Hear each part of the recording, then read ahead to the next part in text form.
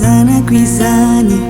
iny tsapako fa tena mampitomany izany fiainana iainaneto izany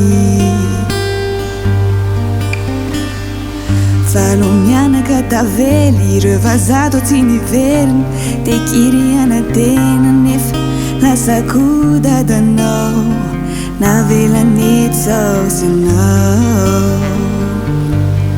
matukisa famulao ambony ao Zanahary arirorazany tatsika hatrany tsy janony eto mandrakizay fa mbola andehany ho tonga ny samby tondrany an-tanàna indray androany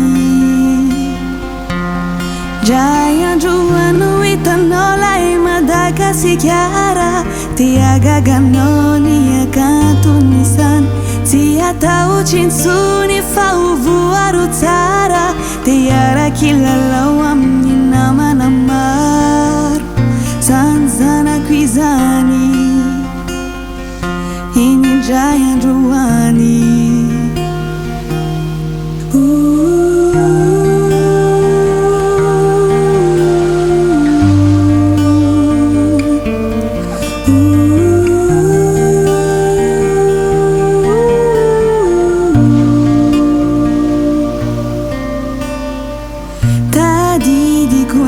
afatsy mama raha mbola velonena isôro Zanahary fefa be diabe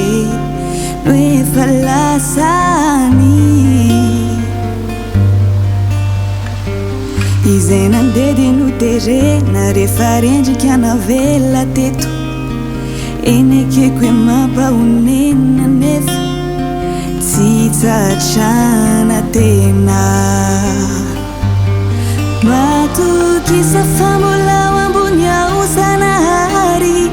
arirorazany tatsika hatrany tsy janony eto mandrakizay fa mbola andehany ho tonga ny samby tondrany an-tanàna indray androany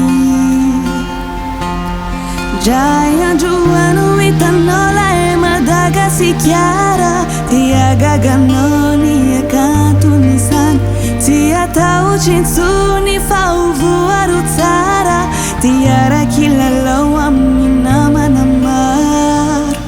zany zanako izany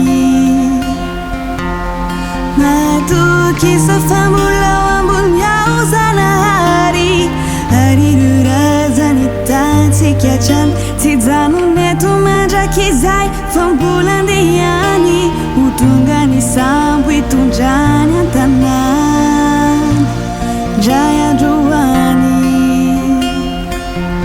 indray androany hitanao lahy Madagasikara tia gaganao ny akantonisany tsy atao tsintsony fa ho voaro tsara